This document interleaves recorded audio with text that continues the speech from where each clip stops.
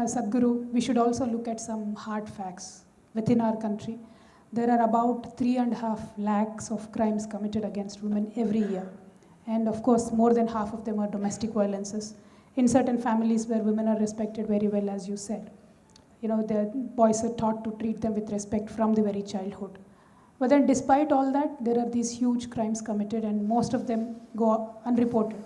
So the reported crimes are about 3.5 lakhs, unreported God knows how many. And from Isha Foundation, you've been doing some wonderful work, working on the inner engineering of cells. Have you ever done anything to work with the criminals like these or work with the seriously challenged people to change their system somehow and overall in general make the society more sensitive towards women and treating them with respect? Is Isha doing anything on that? We have had over 2 decades of activity in the prisons in Tamil Nadu and some prisons in United States. This is called as the inner freedom for the imprisoned. This has worked miracles within the prison, but that won't make a big impact on the society. It is for those people who are trapped in the prison.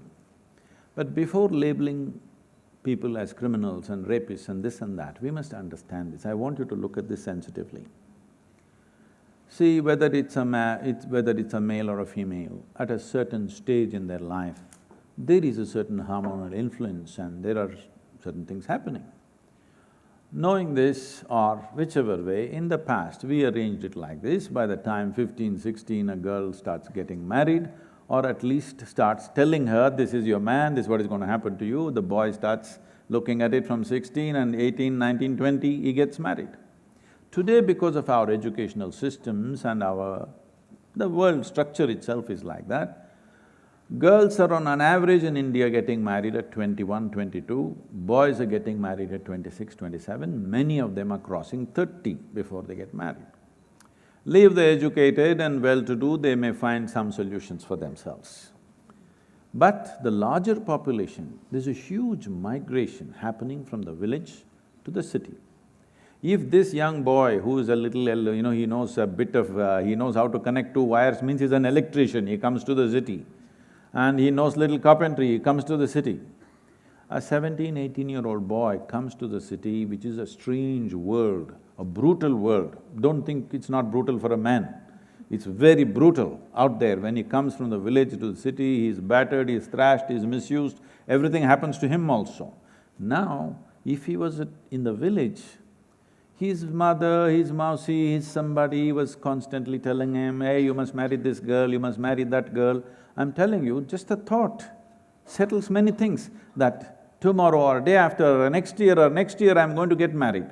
He just lands in the city, he has nobody that he can call his own. He gangs up with 3-4 boys and they have their own wild things going on. And of course, everybody has these stupid cell phones. They're smartphones, okay, I'm calling. Now they're watching all kinds of pornographic stuff on this, and he has no hope whether he will ever meet a woman in his life. I want you to understand this. And there are millions of them in every city. You have not trained them to be sages, all right? They're just regular boys. And at a drop of alcohol, the guy goes wild and he will do wild things. I am not trying to condone their activity, but I am saying, as a society, should we not debate? What should we do with this? It's a human problem, all right? We want to act like it doesn't exist. Well, it'll hit you in the face again and again. We want to act like human sexuality does not exist. Well, it's splashing in your face. When it splashes in your face, it's ugly. But is it not time we must at least debate what are we going to do with it? If you want to handle this, they were getting married at 15, 16, 17, it was very easily settled. Now they're getting married at 30 maybe, and this guy has no hope who's come from village to city. How do you handle this? What is the way out of this? Should we not debate? I'm not saying you must do this or that. I'm saying, is it not time we give it some thought out of our humanity? Those of us who are all the best arrangements in our lives are different.